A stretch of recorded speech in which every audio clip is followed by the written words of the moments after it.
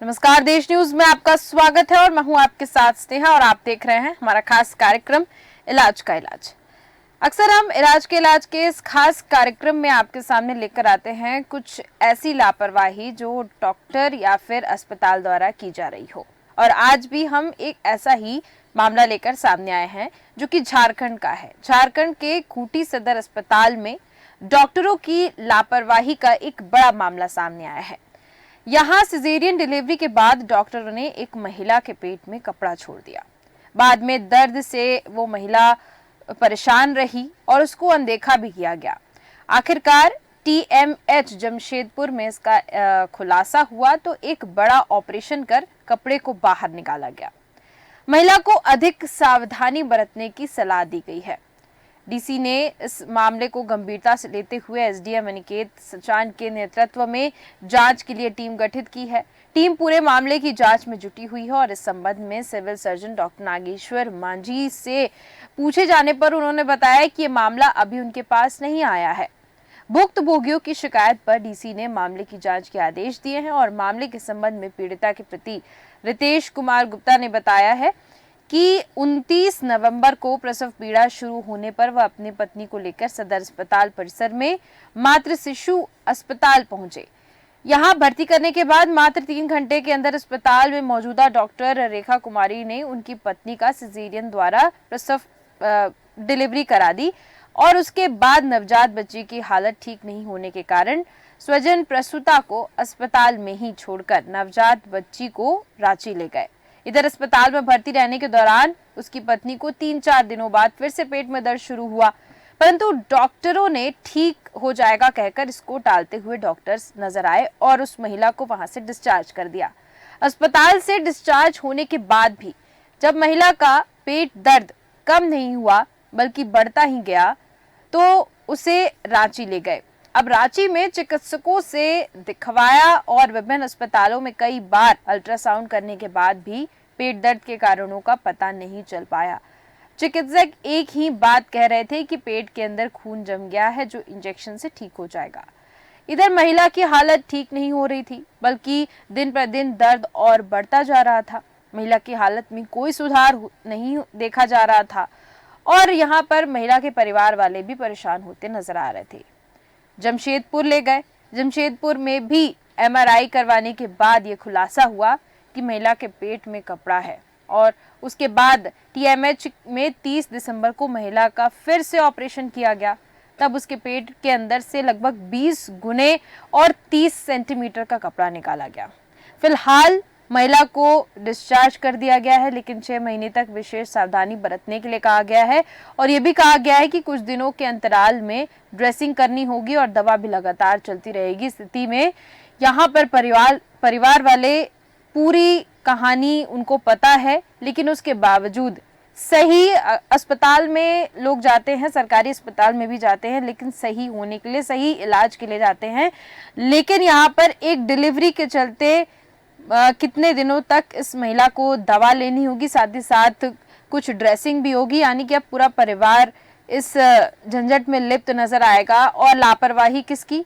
Doctors की, अस्पताल प्रबंधन की लापरवाही से महिला को कुछ दिनों तक महिला की हालत अब गंभीर रहेगी। ऐसे तमाम मामले हमारे सामने आते रहते हैं जिसमें डॉक्टर्स और अस्पताल दोनों की लापरवाही देखने को मिलती है और उसके बावजूद इन पर कोई एक्शन होता नहीं नजर आता है। कुछ लोगों की मौत भी हो जाती है, डॉक्टर्स के लापरवाही की वजह से मौतें सामने आ जाती हैं, लेकिन उसके बावजूद कुछ भी निराकरण होता नजर नहीं आता है, कोई भी एक्शन नहीं लिया जाता है। डॉक्टर्स भी वापस से इलाज करना चालू कर देते हैं और अस्पताल भी बहुत अच्छे तरीके से चलता है। इसी पर आज हम चर्चा करेंगे क्योंकि तमाम सवाल उठ रहे हैं। हमारे साथ कल्पना शर्मा जी जुड़ चुकी हैं जो कि एक राजनीतिक विश्लेषक हैं। कल्पना शर्मा जी, बहुत बहुत स्वागत है आपका देश न्यूज पर। कल्पना जी, जैसे कि हमारे सामने कई ऐसे मामले सामने आते रहते हैं जहां पर डॉक्टर्स या फिर अस्पताल दोनों की लापरवाही की वजह से बहुत से मरीजों को जीवन भर झेलना पड़ जाता है। जैसे हमारे सामने एक मामला झारखंड का सामने आया है जहां पर एक महिला की डिलीवरी हुई, उसके बाद उसके पेट में कपड़ा छोड़ दिया गया, यानी कि डिलीवरी का दर्द तो उस महिला ने सहा ही, अब 6 महीने तक उस महिला को और दर्द हुआ, इलाज लगातार हर जगह चलता रहा, 2-3 हॉस्पिटल में दिखाया, लेकिन कोई कुछ समझ में नहीं आ रहा था कि आखिर पेट में दर्द क्यों हो रहा है। जमशेदपुर ले जाया गया, उसके बाद वहां पर जब MRI उसके पेट की हुई तो फिर सामने ये निकल के आया कि लगभग 30 सेंटीमीटर लंबा एक कपड़ा पेट में छोड़ दिया गया। इतनी बड़ी लापरवाही एक डॉक्टर के द्वारा कैसे हो सकती है, कल्पना शर्मा जी? देखिए, यही तो बात है स्नेहा जी कि अक्सर ऐसे मामले सामने आते हैं कि इस तरह के केसेस सामने आते हैं जिसमें महिला, पुरुष या कोई भी हो जिसका ऑपरेशन किया गया, अंदर कई बार कैंची तक छोड़ दी गई है, ब्लेड भी छोड़ दिया गया। इस बार जिस तरह का मामला है, ये पहला मामला तो ऐसा नहीं है जो इस तरह के लापरवाही का आता है। लेकिन सबसे बड़ी बात है कि एक व्यक्ति, खाली एक डॉक्टर उस समय नहीं होता जिस समय की ऑपरेशन हो रहा होता है, पूरा स्टाफ उसमें होता है, कम से कम 4 या 5 लोग अंदर होते हैं।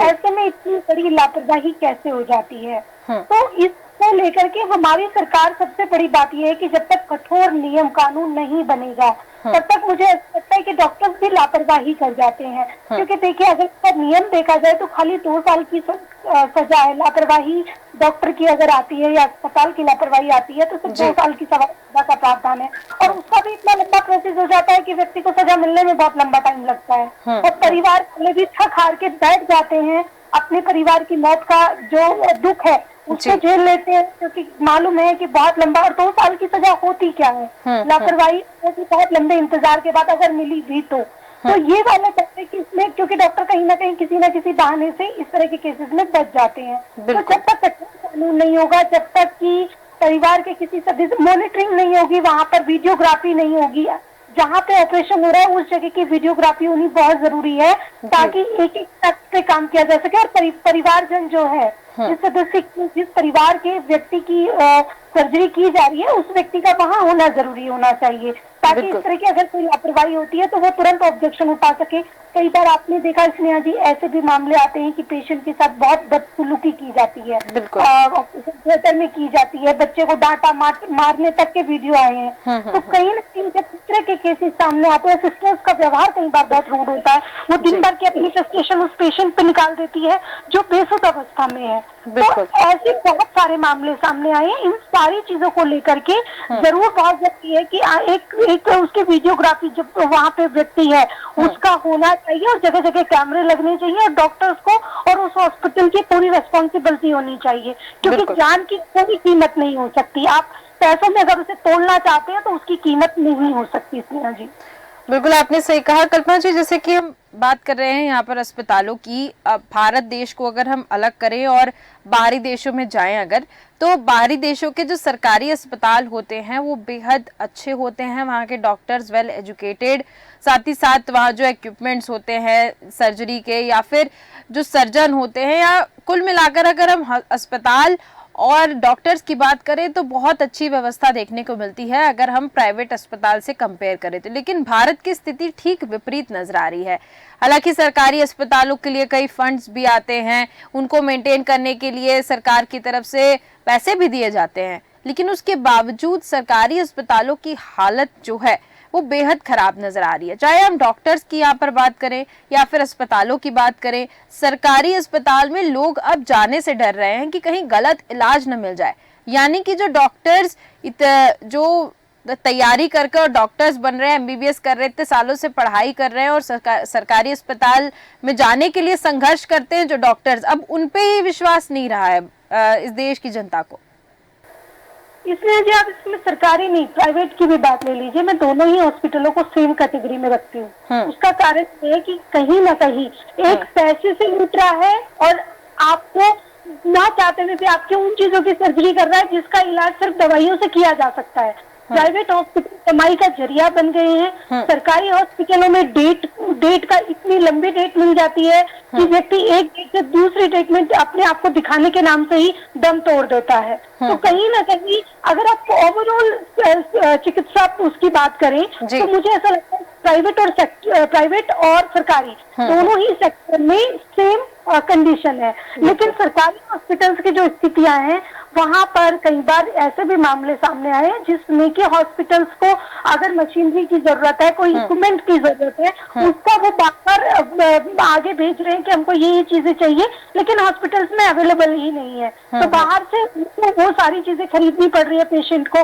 दूसरा, पेशेंट को डेट बहुत लंबी मिलती है। डॉक्टर्स के प्राइवेट क्लिनिक खुले हुए हैं कि वो हॉस्पिटल में कम टाइम देता है, वो टाइम बाहर की पर्ची बनाकर बोलता है कि आप एक काम कीजिएगा, फलानी मतलब इतने बजे मेरे प्राइवेट क्लिनिक पे आके मिल लीजिएगा। तो कहीं ना कहीं जो हमारा चिकित्सा तंत्र है वो कहीं ना कहीं पूरा कोलैप्स हो चुका है और उस पर काम करने की बहुत ज्यादा जरूरत है।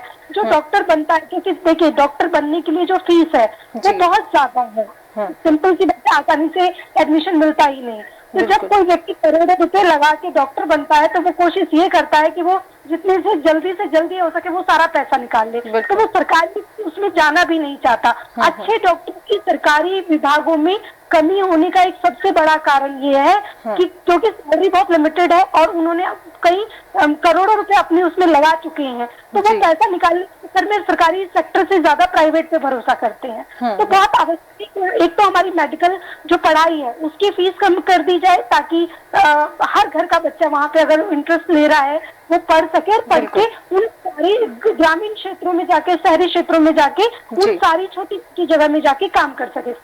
बिल्कुल बिल्कुल, आपने सही कहा कि जो डॉक्टर्स की जो पढ़ाई होती है, जो भी बच्चे आगे पढ़ना चाहते हैं, इसमें एक तो फीस इसकी इतनी ज़्यादा हाई होती है कि डॉक्टर्स की एक तरीके से हम समझे कि कमी देखने को महसूस हो रही है सरकारी अस्पतालों में या हम प्राइवेट की भी बात करें तो जो अमाउंट होना चाहिए डॉक्टर्स का वो देखने को नहीं मिल रहा है यहाँ पर। तो कहीं ना कहीं इसमें डॉक्टरों में भी ये चीज़ें आ जाती हैं कि डॉक्टर्स की कमी है तो हम यहाँ पर कुछ भी कर सकते हैं।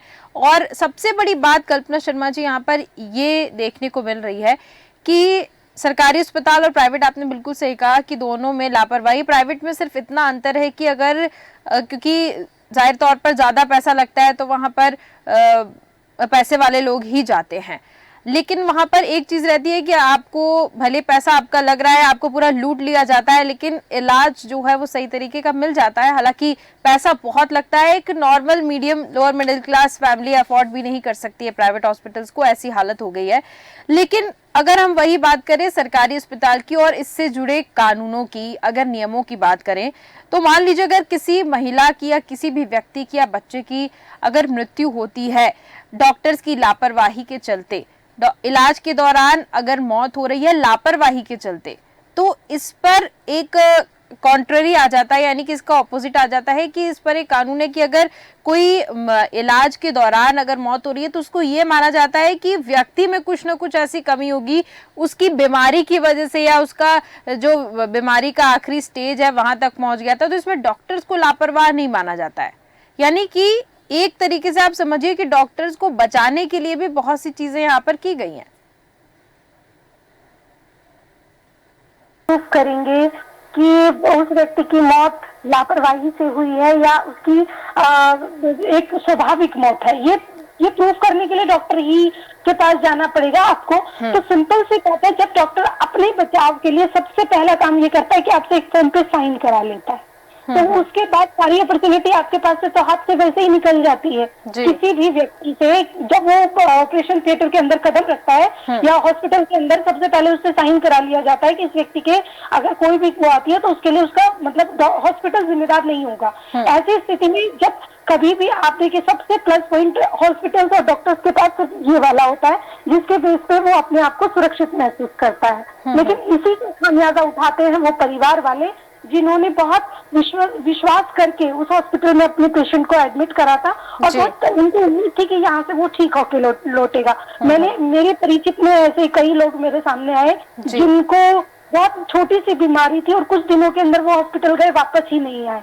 तो ऐसे कई मामले मैंने भी उनमें स्टोरी की है, काम किया है, तो बहुत अच्छे से समझ सकती हूँ कि कहीं ना कहीं जब तक हमारे डॉक्टर्स को स्ट्रिक्टली उन चीजों को फॉलो नहीं कराया जाएगा, सिर्फ 7 साल, देखिए 2 साल तो लापरवाही की है, पर अगर गैर इरादतन हत्या का भी मामला ले लो 7 साल से ज्यादा हमारे यहाँ सजा का प्रावधान है ही नहीं। तो कहीं ना कहीं ये बहुत सारी, आपने देखा कि ऑर्गन्स निकाल लिए जाते हैं। अब बंदा गया तो आपको किसी चीज का ऑपरेशन कराने पता चल रहा है कि उसका ऑर्गन ही निकाल लिया, तो कहीं ना कहीं ये सारी चीजें हैं।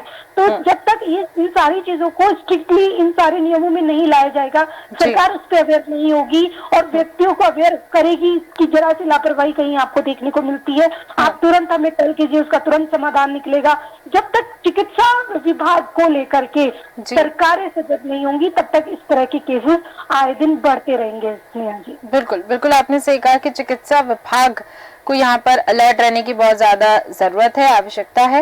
एक और सवाल उठ रहा है कल्पना शर्मा जी, जैसे कि हम यहाँ पर अस्पतालों की डॉक्टर्स की बात कर रहे हैं, तो यहाँ पर पढ़ाई जो डॉक्टर्स की होती है, अगर हम भारत देश में डॉक्टर्स की पढ़ाई की बात करें तो जो पढ़ाई होती है, जो डॉक्टर्स बनने के लिए बच्चे इतना संघर्ष करते हैं, इतनी पढ़ाई करते हैं, कहीं ना कहीं पढ़ाई में, जैसे कि हम भोपाल का ही एग्जांपल लेते हैं, गांधी मेडिकल कॉलेज बहुत अच्छा कॉलेज माना जाता है। अब लेकिन वहां पर अभी कुछ दिनों पहले एक खबर सामने आई थी कि एक प्रोफेसर के एक टॉर्चर में एक जो बच्ची थी, सेकेंड ईयर की थी, वो छात्रा थी, वो सुसाइड उसने कर लिया था। सुसाइड, ऐसे बहुत से मामले आते हैं जहां पर अच्छी अच्छी पढ़ाई, ये एक हाई लेवल पढ़ाई मानी जाती है, डॉक्टर, इंजीनियर्स, ये सारे कैटेगरी है जो बहुत से बच्चे इसकी होड़ में लगे हुए हैं, और वहीं पर एक बहुत ही नेगेटिव एनवायरनमेंट देखने को मिलता है। और शायद ये शुरू से ऐसी एनवायरनमेंट देखे होते हैं डॉक्टर्स, तो क्या आपको लगता है इनकी मेंटालिटी शुरू से ऐसी क्रिमिनल माइंडेड हो जाती है कि किसी की मृत्यु हो या किसी का गलत इलाज हो, कोई सरकारी अस्पताल में किसी की मौत हो, इससे उनको कोई फर्क नहीं पड़ता, इनकी ऐसी साइकोलॉजी बन जाती है? क्या आपको लगता है शुरू से ही? नहीं नहीं, स्नेहा जी, इस चीज से मैं बिल्कुल इत्तेफाक नहीं रखती, क्योंकि देखिए जब कोई भी व्यक्ति हो, अगर मैं ऐसे, आप खुद भी देखिए, जरा सी कोई हमें तकलीफ होती है, हम सबसे पहले डॉक्टर के पास जाते हैं, वो बहुत आपको बहुत प्यार से सुनते हैं। कुछ देखिए, आप जो केसेस हैं उनकी बात अगर छोड़ दें, जिस तरह के ऐसे मामले सामने आते हैं, लेकिन कल्पना शर्मा जी वही चीज है कि केसेस बहुत बढ़ रहे हैं। अगर नहीं केसेस बढ़ रहे हैं स्नेहा जी, मैं बिल्कुल सहमत हूँ, लेकिन उसके बाद भी डॉक्टर के पास, जब तक देखिए डॉक्टर पे डिपेंड करता है, डॉक्टर आपको प्यार से बैठ के सुनता है, जब तक वो आपकी बीमारी को बहुत अच्छे से पूरी तरह से आपसे खुल के बात कर ले, आप उनसे कर ले। डॉक्टर और एक वकील, दो ऐसे प्रोफेशन माने जाते हैं जिसमें व्यक्ति खुल के बात करना चाहिए, और खुल के जब तक वो बात नहीं करता तब तक उसका इलाज नहीं होता। तो मुझे ऐसा लगता है कि डॉक्टर आज भी, आज अगर देखा जाए, डॉक्टर को भगवान का दर्जा ऐसे ही नहीं दिया गया, क्योंकि कहीं ना कहीं अगर जीवन ईश्वर के बाद अगर कोई आपको दूसरा जीवन दान देता है तो वो कहीं ना कहीं डॉक्टर होता है। जब भी आप किसी ऐसी बीमारी में गिरते हैं, कोरोना का इतना बड़ा संकट आया, उस समय आपने देखा कि डॉक्टरों की ही वजह से आज हम बचे। जब सब घर में थे उस समय वो 24 घंटे उन्होंने काम किया है। तो डॉक्टर्स को हम बिल्कुल इस तरह से ऐसे शब्द कह के उनकी मेहनत या उनके सेक्रीफाइस को हम कमतर नहीं आ सकते, लेकिन हाँ, लापरवाही के मामले आते हैं, उनको लेकर के जरूर उनके खिलाफ कार्रवाई होनी चाहिए, उनके लाइसेंस निरस्त कर देने चाहिए, ताकि भविष्य में ऐसी चीजें किसी और के साथ ना हो। लेकिन अगर आप पूरी डॉक्टर उसको कैटेगरी उसको सेम उसमें रख लेंगे तो मुझे ऐसा लगता है उनके साथ ये नाइंसाफी हो जाएगी। बिल्कुल आपने सही कहा कल्पना जी कि कोरोना के वक्त डॉक्टर्स ने बहुत अच्छी सेवा दी है पूरे भारत देश में। अगर हम देखें तो उनकी वजह से कहीं ना कहीं पूरे भारत देश में लोग मोटिवेटेड रहे, क्योंकि वो एक ऐसी कैटेगरी थी जो अस्पताल में 24 घंटे अलर्ट दिखी हमको। उनकी वजह से एक मेंटालिटी ऐसी बन गई कि हाँ, डॉक्टर्स अगर अस्पताल में काम कर रहे हैं, ज्यादा कुछ इस बीमारी से नहीं होने वाला है, सब सही हो जाएगा, ऐसी मेंटालिटी बन गई थी। लेकिन अगर आप गौर करिए, सारे डॉक्टर्स को मैं इसमें और सारे अस्पतालों को मैं इसमें इंक्लूड नहीं कर रही हूँ, लेकिन आप वो सोचिए कि उन व्यक्तियों का क्या होता होगा जो विश्वास करके सरकारी अस्पताल या कोई भी अस्पताल में जाते होंगे और उनका गलत इलाज हो रहा होगा, सिर्फ ये समझ के कि जो व्यक्ति आया है, जो पेशेंट आया है, वो ज्यादा पढ़ा लिखा नहीं है, इसको कोई भी दवाई दे दो, कोई भी कैसा भी इलाज कर दो और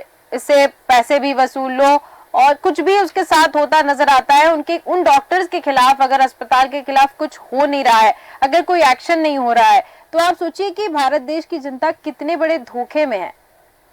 बिल्कुल, इसमें आज इस बात से मैं इनकार नहीं करती और मुझे ऐसा लगता है कि एक पूरा का पूरा माफिया है जो सिर्फ इसी विभाग पे काम कर रहा है, जिसने अरबों खरबों रुपए बना लिए हैं, जो नकली दवाइयों का काम करता है, जो आपके ऑर्गन्स बेचने का काम करता है, जो कहीं ना कहीं पेशेंट्स को वो सारी जिसकी उसको आवश्यकता नहीं है उन सारी चीजों के ऑपरेशन, वो सारी दवाइयां उनको देता है जिसकी उनको आवश्यकता ही नहीं होती। ये एक पूरा माफिया है। इस माफिया पे लगाम कसना सरकार की जिम्मेदारी होती है कि देखिए, अगर आप ओवरऑल बात करें, सिर्फ शिक्षा, मैं अगर चिकित्सा विभाग की बात छोड़ दूं, अन्य विभागों की बात करूं, कहीं ना कहीं अपवाद सब जगह होते हैं, लेकिन अपवाद के चक्कर में हम पूरे तंत्र को कटघरे में नहीं खड़ा कर सकते। तो आवश्यक है सजग रहने की, व्यक्ति को सजग रहना है, आपको हमको सजग रहना है। जब हम सजग होंगे तो हमारा इलाज सही होगा। आजकल हमारे पास बहुत अच्छी सेकंड ओपिनियन लीजिए, जरूरी नहीं है कि एक डॉक्टर ने आपको जो भी बोला आप उस चीज पे ही एग्री हो जाएं, आप वही सब करें। आप दूसरे डॉक्टर के पास जाइए, सेकंड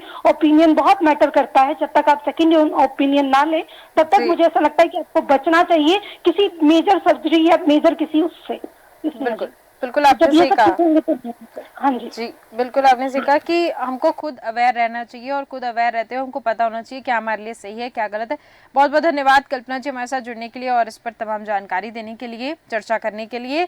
तो हम अस्पताल की बात कर रहे थे, डॉक्टर्स की बात कर रहे थे। एक ताज़ा मामला झारखंड से सामने आया है जहाँ पर एक महिला के पेट में लगभग 30 सेंटीमीटर लंबा एक कपड़ा रह गया। उस वजह से उस महिला को काफ़ी परेशानियों का सामना करना पड़ा और इस पे अस्पताल और डॉक्टर्स साफ तौर पर लापरवाह नजर आए। हालांकि उन निर्देश दे दिए गए हैं जो जिम्मेदार पद पर अधिकारी है उनके द्वारा कि इसकी जांच की जाए और इसका निरीक्षण किया जाए कि आखिर कैसे ये लापरवाही हुई है। उसके बाद लापरवाही को सामने रखते हुए जो भी उसका निरीक्षण करने के बाद जो भी चीज़ें सामने आएंगी उस आधार पर वहाँ पर अब जो भी एक्शन लिया जाएगा। अभी तक एक्शन कुछ देखने को खैर मिला नहीं है। ऐसी बहुत सी खबरें सामने आती हैं जिसमें अस्पताल और डॉक्टर्स दोनों की लापरवाही देखने को मिलती है, लेकिन कुछ शासन प्रशासन की तरफ से कुछ ऐसा एक्शन नजर नहीं आता है, खास उसको नजरअंदाज कर दिया जाता है और आम आदमी इसमें बीच में फंसता हुआ हमेशा नजर आता है और इसका कोई अभी तक सल्यूशन नहीं निकल पाया है। हालांकि सरकार को इसकी तरफ ध्यान देना चाहिए, लेकिन